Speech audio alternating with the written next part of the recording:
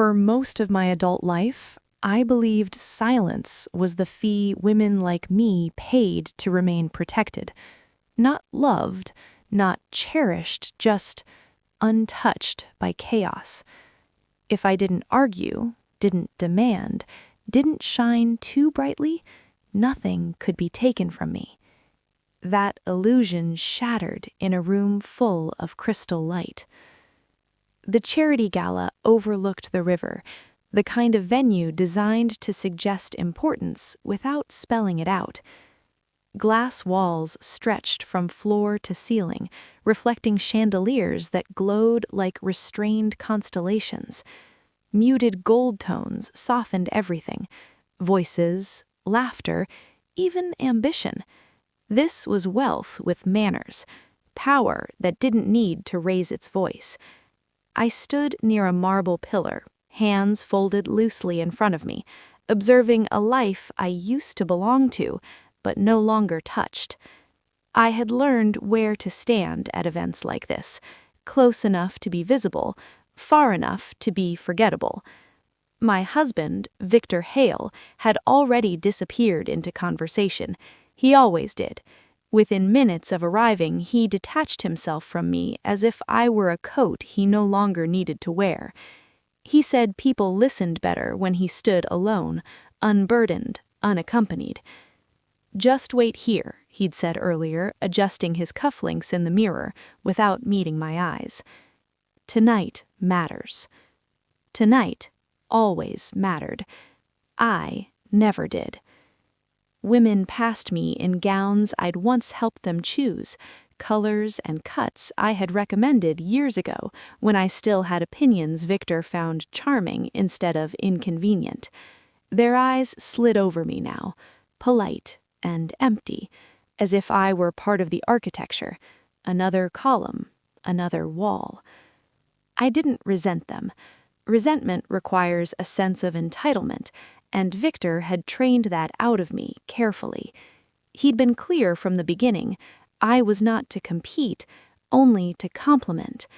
Shine too brightly, and you make others uncomfortable, especially your husband. My fingers brushed the thin gold band beneath my wedding ring. It rested there like a secret, warm from my skin. Victor had never noticed it. He'd bought the diamond above it, large, expensive, visible. The band underneath was older, slightly warped, irreplaceable, the only thing I wore that existed before him. Across the room, Victor laughed too loudly. I recognized that laugh. It meant effort. It meant he was trying to sound confident. His consulting firm was bleeding clients. I knew that much from the late-night phone calls he took on the balcony, voice lowered, promises repeated like prayers. He assumed I slept through them. Then, the atmosphere changed. Not suddenly, quietly. Conversations slowed.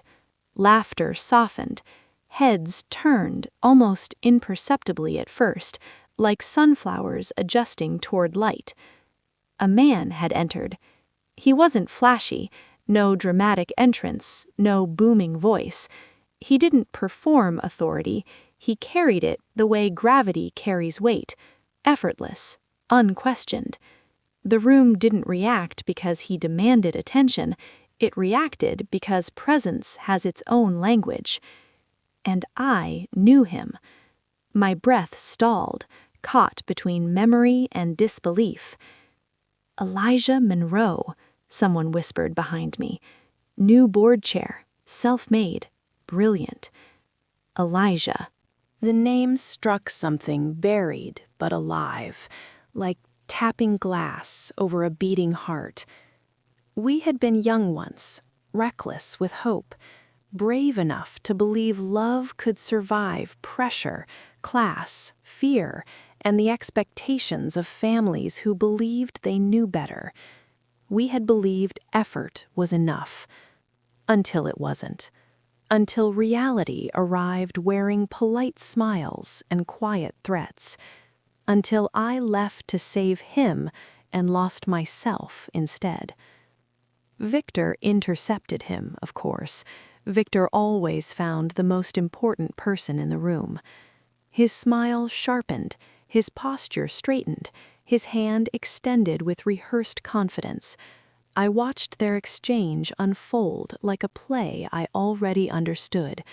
Victor selling certainty, Elijah listening without buying it. Then Elijah looked past him, straight at me. Time collapsed. The years between us, 30 of them, fell away in an instant. His expression shifted, cracked open by recognition, disbelief, and something dangerously close to relief. His hand loosened in Victor's grip. And then he walked toward me. Not hurried, not hesitant, just certain. The crowd seemed to part without realizing it, creating a narrow path through whispered conversations and lifted glasses. My pulse roared in my ears. I told myself to breathe, but my body refused to listen. He stopped a respectful distance away, close enough that I could see the faint lines at the corners of his eyes, the calm steadiness I remembered so well. "Lena," he said softly. No one had spoken my name like that in decades, not as an obligation, not as an afterthought, but as recognition. For a moment, I couldn't answer. My throat tightened around years of swallowed words, deferred reactions, carefully managed silence. I nodded instead, afraid my voice would betray me. His shoulders relaxed slightly, as if he'd been holding tension longer than I could imagine. "I wasn't sure it was you," he said, "but I hoped." Victor appeared beside us, confusion flickering across his face like irritation interrupted. "Do you two know each other?" Elijah turned calmly, offering a polite nod. "We did, a long time ago." The air shifted again.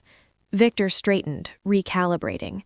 For the first time that evening, his attention settled fully on me, not as decoration, but as a variable he hadn't accounted for. Elijah looked back at me. "Would you have dinner with me tomorrow?" The question wasn't dramatic, no raised voice, no audience, just an invitation, given with respect. Every rule I'd lived by screamed no. Every instinct trained by years of survival urged me to disappear, to defer, to protect the fragile equilibrium of my life. But something inside me, something older than fear, answered first. "Yes," I said. The word felt like oxygen. Victor laughed awkwardly, the sound brittle. "I'm sure my wife's schedule." "I can manage my own schedule," I said, surprised by the steadiness of my voice. Elijah's eyes met mine again, warm with something that felt like understanding rather than triumph. "I'll call you," he said simply. The rest of the evening blurred. Victor spoke too much on the drive home, his words sharp and disjointed. He accused without accusing, questioned without asking.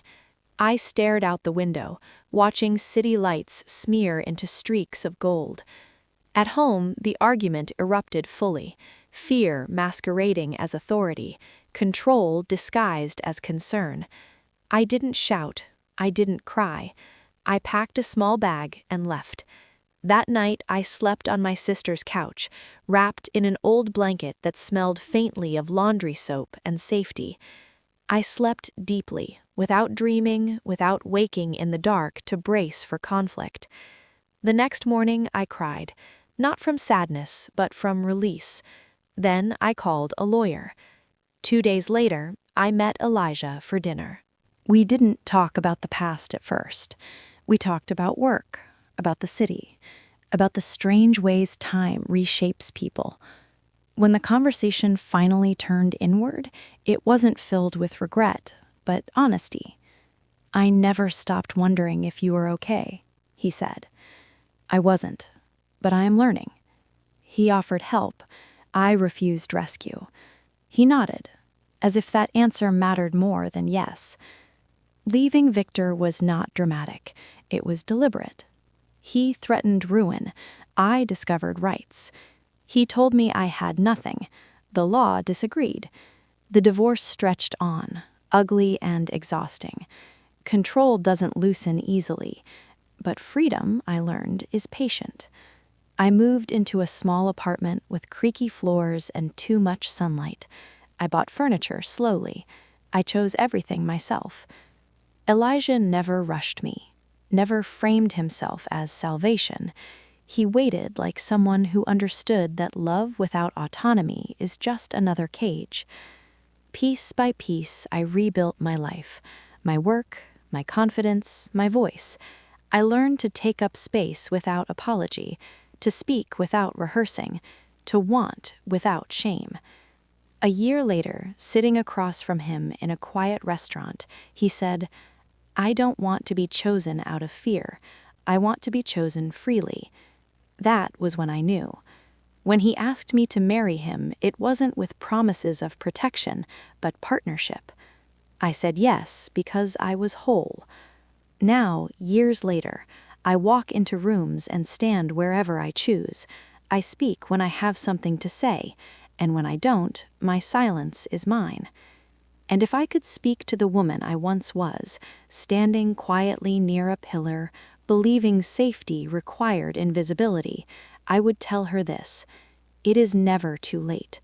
Love should make you larger, not smaller, and choosing yourself is not selfish, it is sacred. I chose myself, and everything else followed.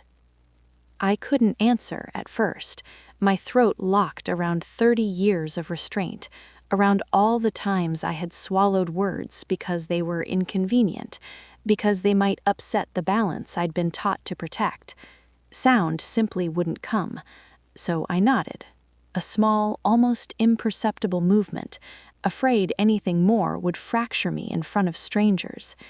Elijah exhaled slowly, the tension leaving his shoulders as if he'd been holding his breath since another lifetime.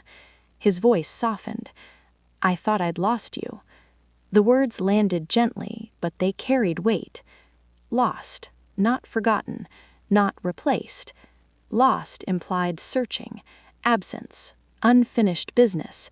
It implied that somewhere in the background of his life, I had continued to exist.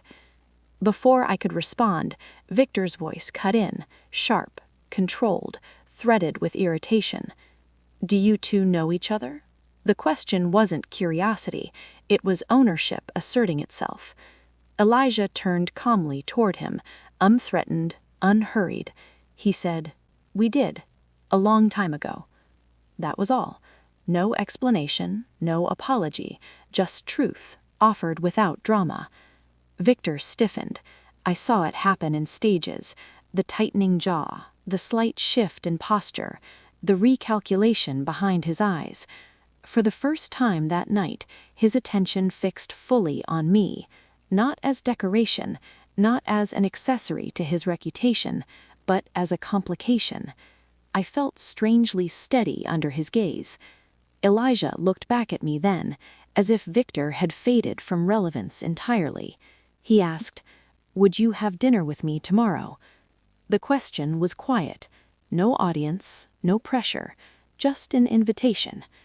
Every rule I'd lived by screamed no.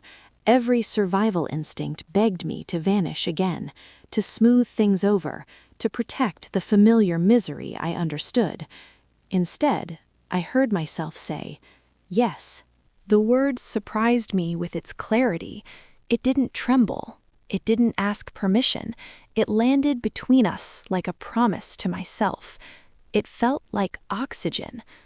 Victor laughed, a short, brittle sound. "I'm sure my wife's schedule is full," he said, the emphasis sharp enough to cut. "I can manage my own schedule," I replied. The words came easily. That frightened me a little, not because they were wrong, but because they were true. Elijah met my eyes, something warm and steady passing between us. "I'll call you," he said, as if the matter were already settled. The rest of the evening unraveled quietly. Victor spoke too much on the drive home, his sentences circling accusations without landing on any single one. He asked questions he didn't want answered. He made jokes that fell flat.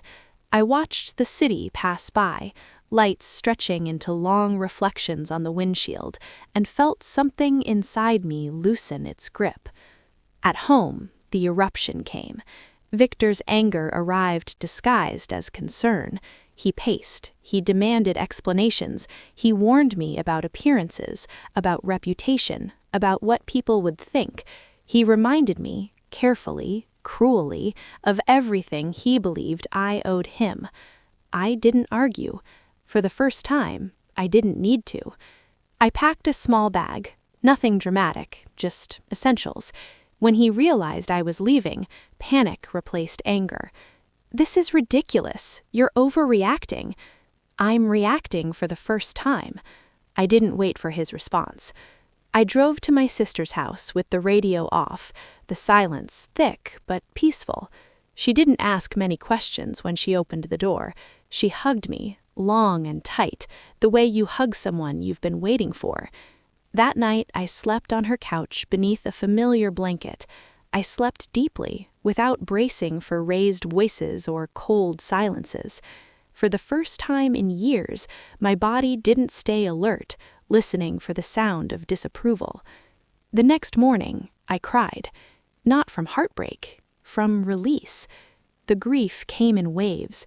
Grief for the woman I'd been before I learned to disappear, for the years I'd shrunk myself into something manageable. I let it move through me instead of fighting it. Then I called a lawyer. My hands shook as I dialed, but my voice was steady. Information replaced fear quickly. Rights have a way of doing that.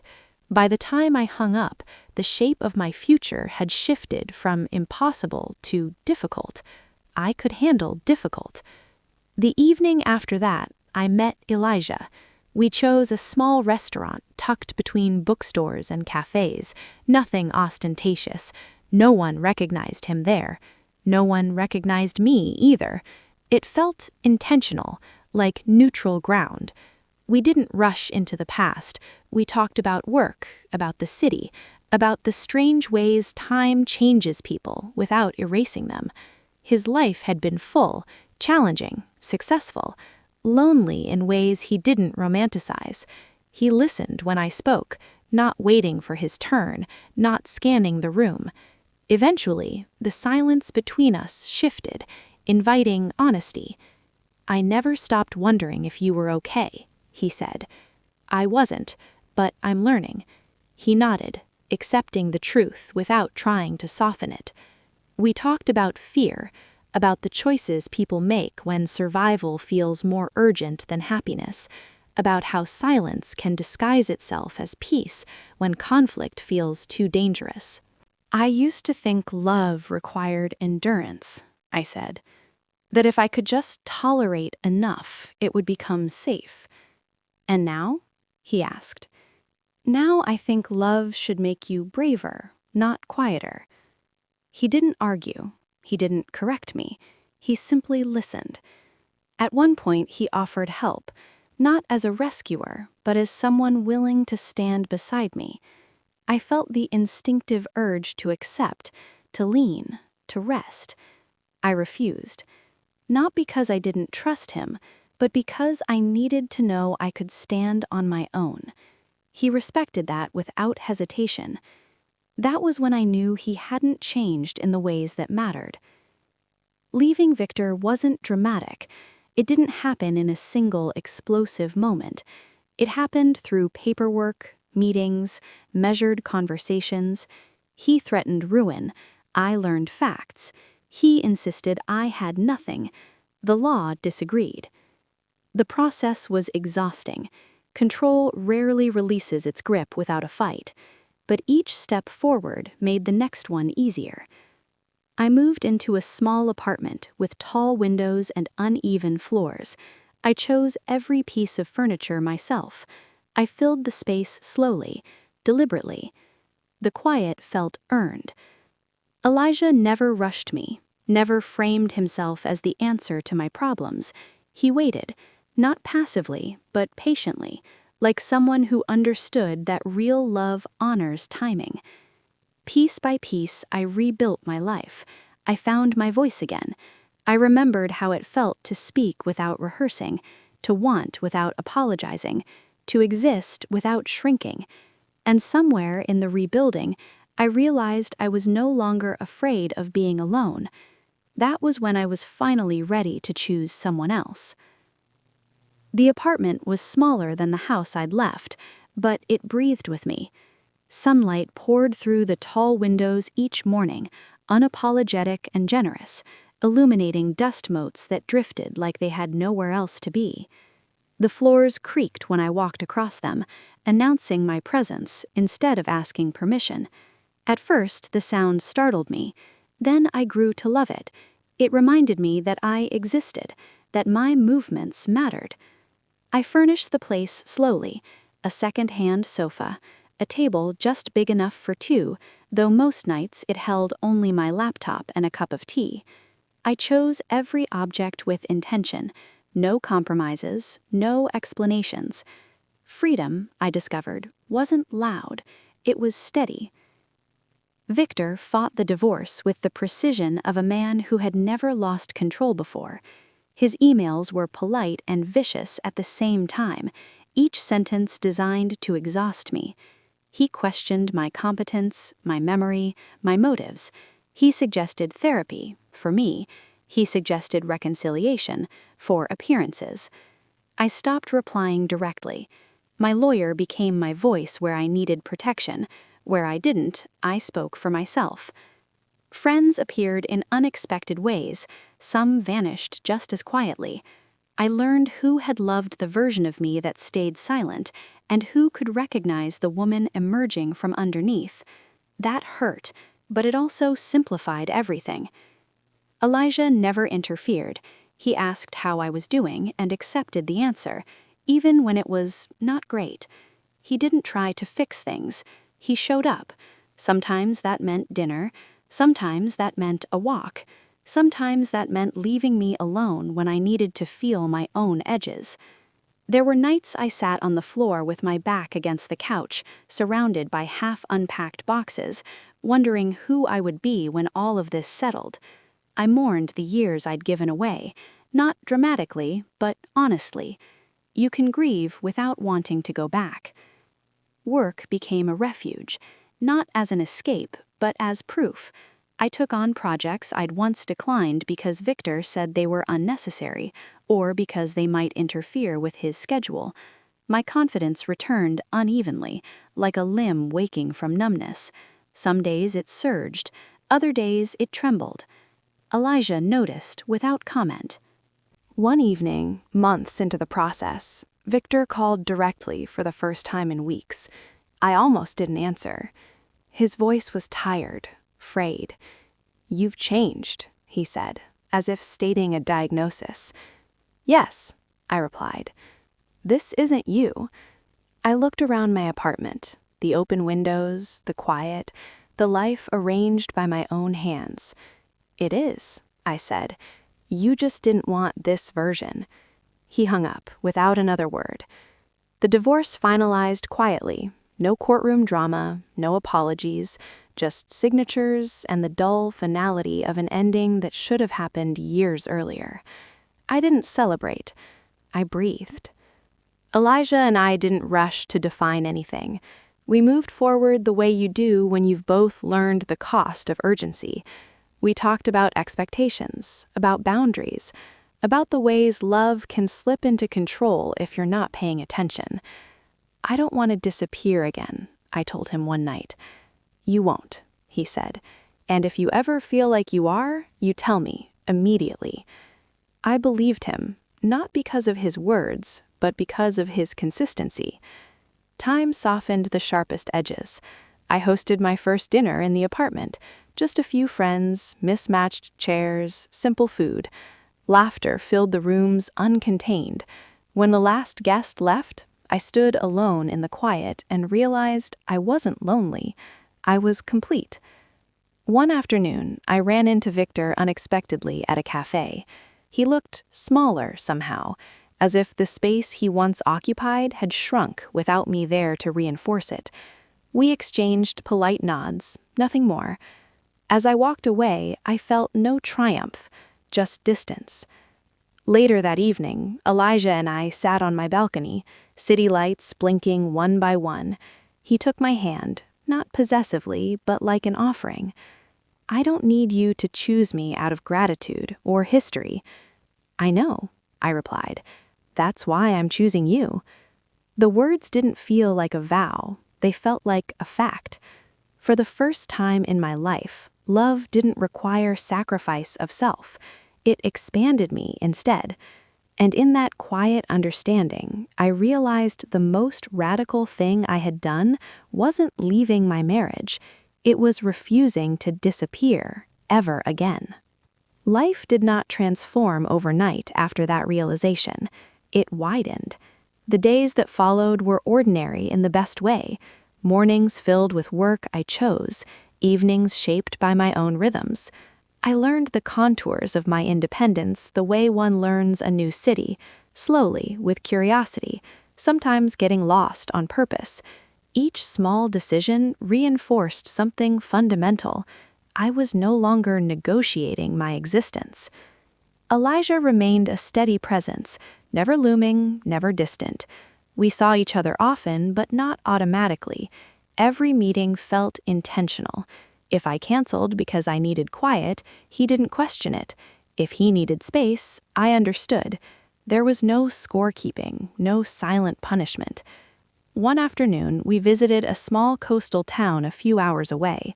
No itinerary, no obligations. We walked along the shoreline, shoes in hand, the water cold enough to sting. The wind tangled my hair, and I laughed without covering my mouth. Elijah watched me with an expression that wasn't possession, it was appreciation. "You're lighter," he said. "I feel lighter, like I've been carrying someone else's expectations my whole life and finally set them down." That night, sitting by the window of a modest inn, I told him things I'd never said aloud, the moments I'd first learned to be agreeable, the praise I received for being easy, the way approval had slowly replaced joy. He didn't interrupt. When I finished, he said, "That was survival, but it doesn't have to be your identity anymore." Something in me settled. Back home, opportunities appeared, some professional, some personal. I accepted invitations without asking how they would reflect on anyone else. I declined without guilt. My calendar became a map of my values instead of my obligations. I started speaking up in meetings, not carefully but clearly. People listened, some resisted. I discovered that being respected doesn't require being harsh, it requires being anchored. Elijah watched this evolution with quiet pride. He never claimed credit for it, never hinted that I was becoming myself because of him. That mattered. Months passed, the seasons shifted. My apartment filled with evidence of living, books stacked beside the couch, plants stretching toward the light, photographs from small trips we took together. Not trophies, memories. One evening, as we cooked dinner side by side, I realized something had changed again. I wasn't guarding my independence anymore. I wasn't bracing for loss. I trusted that choosing love didn't mean losing myself. "Elijah," I said, turning from the stove, "promise me something." "Anything," he replied. "If I ever start shrinking again, if you see it before I do, you'll tell me." He met my eyes. "I will. And if I ever start taking up too much space, you do the same." It felt like a pact between equals. The proposal didn't come with spectacle, no audience, no grand gesture. We were sitting in the living room, feet tangled together, the city humming outside. "I don't want a life where we rescue each other," he said. "I want one where we walk side by side."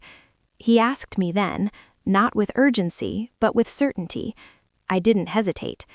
"Yes," I said, "because I'm not choosing you instead of myself. I'm choosing you with myself. We planned a small wedding. No performance, no hierarchy. Friends who knew us, family who respected us. The ceremony was brief, the vows honest. When he took my hands, I felt grounded, not claimed. Afterward, people told me I looked radiant. I smiled, because radiance isn't something you put on. It's something that happens when nothing inside you is fighting for air. Victor didn't attend. I hadn't expected him to. His absence felt appropriate, like the final closing of a door I no longer needed to glance at. Marriage with Elijah was not an erasure of independence. It was an extension of it. We argued occasionally, openly, without fear. Disagreements ended in understanding instead of silence. Decisions were made together, not deferred. Years passed. I found myself mentoring younger women at work, women who reminded me of myself before I learned how expensive silence could be. I didn't tell them what to do. I asked them what they wanted. Sometimes that was enough. One afternoon, standing at a conference podium, I caught my reflection in the mirrored wall behind the audience. I stood straight. I spoke clearly. I took up space without apology. I thought of the woman I used to be, standing quietly by a pillar, convinced that safety required invisibility. I wished I could reach back through time and touch her shoulder. "Stay," I would tell her. "Your life gets bigger." That night, Elijah and I sat together on our balcony, the same one where we'd first spoken about choosing each other. The city glowed beneath us, alive and indifferent. "Do you ever regret it?" he asked gently. "The years we lost?" I considered the question carefully. I regret the fear, but not the journey. It taught me how to arrive as myself. He squeezed my hand. I leaned back, breathing in the quiet certainty of a life built on truth. Not perfection, not illusion, just presence. And I understood then that love, when it is right, does not rescue you from your life. It meets you there, fully awake, fully seen, and walks forward with you, unafraid. The years that followed did not rush past the way they once had. They arrived deliberately, each season distinct, each chapter lived instead of endured. Marriage did not blur my edges. If anything, it sharpened my sense of self. Elijah and I built a life that allowed room to think, to disagree, to grow in different directions without pulling apart. Love, I learned, does not require constant proximity. It requires respect. Our mornings were quiet. Coffee brewed slowly, newspapers spread across the table. Some days we spoke little, not out of distance, but ease. Silence no longer felt like punishment or strategy. It was simply space we shared. I continued to advance at work, no longer hiding ambition behind humility. When I accepted a leadership role, I didn't ask if it would disrupt our lives. I asked how we would adjust together. Elijah never once implied I should decline. He celebrated the win without making it about himself. "You earned this," he said, and meant only that. There were moments when old habits tried to resurface.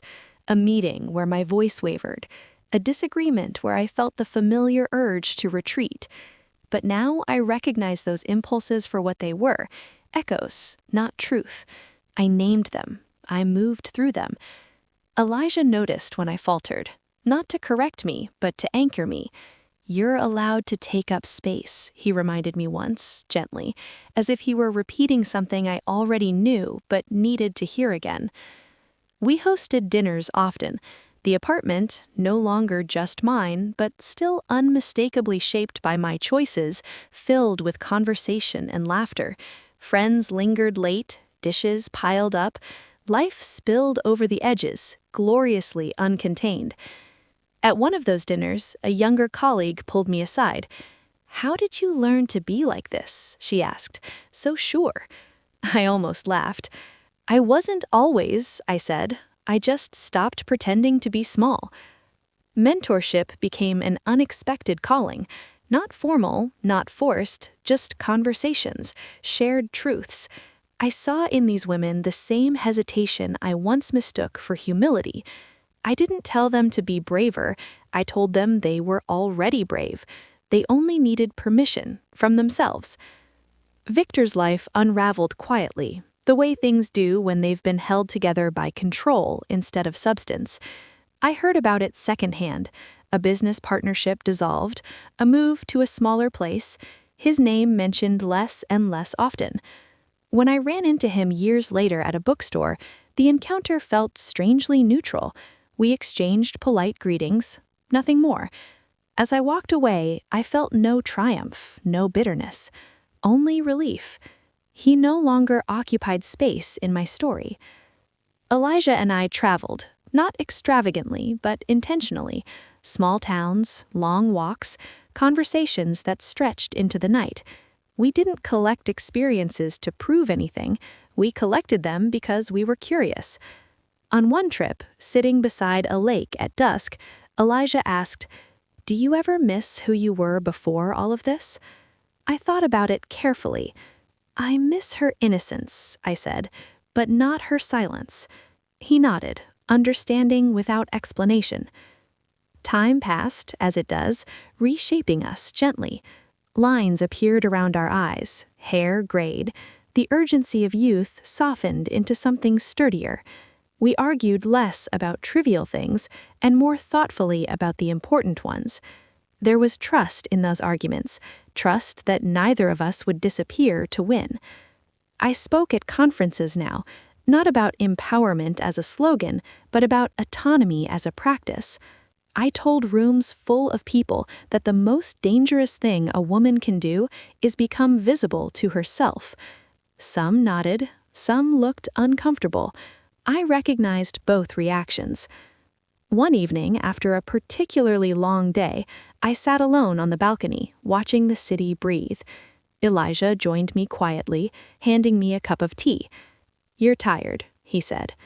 "I'm full," I replied. "There's a difference." He smiled. That night, lying beside him, I thought about the life I almost missed by believing safety meant silence. I thought about the woman who stood near a pillar, convinced that love required disappearance. She would not recognize this life, but she would recognize the peace. And I wished, not for the first time, that I could reach back and tell her what waited on the other side of courage. Not perfection, not certainty, but something better, and the knowledge that once you choose yourself, the world adjusts. Eventually. By the time I understood that peace was not fragile, it had already woven itself into every corner of my life. It showed up in small ways first, in how I woke without bracing for the day, in how my body no longer tightened when the phone rang, in how I could sit alone with my thoughts and find them companionable instead of dangerous. Peace, I learned, was not the absence of conflict, it was the absence of fear. Elijah and I grew older together without performing happiness for anyone else. There were seasons of ease and seasons of strain, as there are in any real life, but none of them required erasure. When difficulty came, we faced it openly. When joy arrived, we didn't apologize for it. One winter, my mother fell ill. The hospital rooms smelled of antiseptic and waiting. Old family dynamics resurfaced, subtle and sharp, testing the boundaries I had worked so hard to build. There were moments I felt myself slipping back into the role of mediator, caretaker, absorber of tension. Elijah noticed before I did. "You don't have to carry everyone," he said one night as we drove home through empty streets. "You're allowed to be a daughter, not a solution." The words undid me. I cried in the car, quietly, the way I once cried alone in bathrooms and stairwells. But this time, I wasn't hiding. This time, I was seen. At work, my influence grew in ways I hadn't planned. Younger colleagues sought me out not because I had all the answers, but because I asked better questions. I challenged systems that rewarded silence and punished presence. Sometimes I succeeded, sometimes I didn't, but I no longer mistook resistance for failure. One afternoon, after a long meeting where my proposal was finally approved after months of pushback, I walked outside and felt the sun on my face. I thought of Victor then, not with anger, but clarity. I understood that his greatest fear had never been losing me, it had been losing control. That realization brought an unexpected softness, not forgiveness exactly, but release. Years earlier, I'd believed my quietness made me safe. Now I understood that it had made me manageable. The world prefers manageable women. They are easier to dismiss, easier to use, easier to forget. I was no longer manageable. Elijah retired earlier than expected, not because he was tired, but because he was curious. He began teaching part-time, mentoring young people with ideas too large for their confidence. He came home energized, full of stories. "You know," he said once, smiling, "they listen to me the way I listen to you." I laughed. That sounds like progress. Our evenings slowed. Long dinners, books read aloud, music playing softly in the background. Sometimes we sat in silence, hands touching, watching the city lights flicker like distant thoughts. One night, as rain tapped against the windows, Elijah asked, "If you could go back and change one thing, would you?" The question lingered between us. "I would go back," I said slowly, "and tell myself the truth sooner." "What truth?" "That love is not something you earn by enduring discomfort, and that being chosen means nothing if you haven't chosen yourself." He reached for my hand, squeezing it gently. "You did choose yourself." "Yes," I said, "eventually." That mattered more than I once realized. Time has a way of circling back. At a conference years later, a woman approached me after my talk. Her voice trembled slightly as she spoke. "I think I'm disappearing in my own life," she said, "and I don't know how to stop." I saw myself in her, the careful posture, the practiced politeness, the fear disguised as composure. "You don't stop all at once," I told her. "You start by telling the truth in one small place, and then another." She nodded, tears in her eyes. As she walked away, I felt the quiet satisfaction of continuity, the sense that my story did not end with me, but echoed outward. One evening, sorting through old boxes, I found the thin gold band I used to wear beneath my wedding ring.